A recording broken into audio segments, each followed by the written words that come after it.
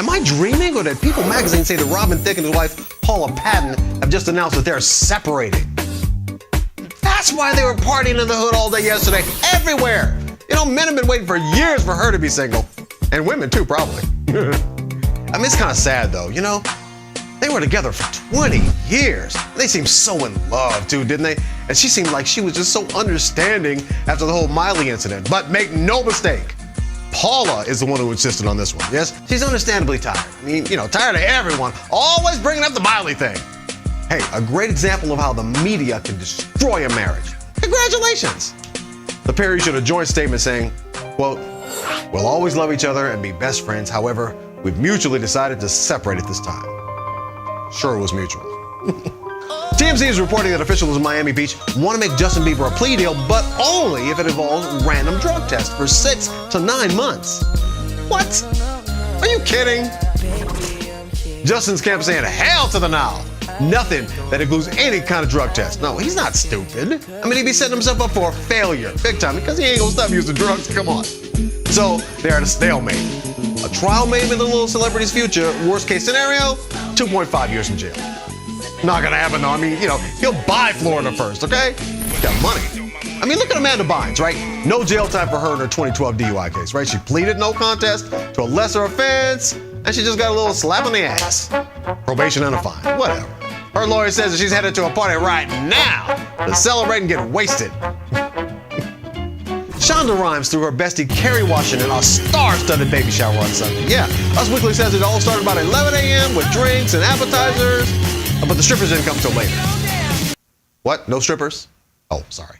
Her husband didn't quite make the event, the little soiree, but hey, plenty of celebs were there, including Jane Fonda, Diane Carroll, Cicely Tyson, Tracy Ellis Ross, Tracy Ellis's booty, of course, which rides in a separate car, it's so big, Regina King, oh, and the girl who plays Abby on Scandal, co-star Darby Stanchfield. Obama was there, the Pope, Edward Snowden, everybody was anybody was there. Bad news for Jennifer Lawrence fans, she's going away for a little while. Not to jail, no. Studio exec Harvey Weinstein tells British tabloid The Sun that the Hunger Games star is gonna have a long break for a year where she won't be doing anything. I mean, it's been nonstop for her, and she deserves a rest. Jen's in the middle of filming The Hunger Games Mockingjay Part 2, her seventh movie in a row. It's a lot of work. 200-year-old patriarch Joe Jackson has a mysterious benefactor who just bailed him out of tax debt. Yeah, Papa Joe owed over $70,000 in back California taxes. Back in like '96, woo. But suddenly, 4 days ago, old Joe woke up, took his pills, and realized, what?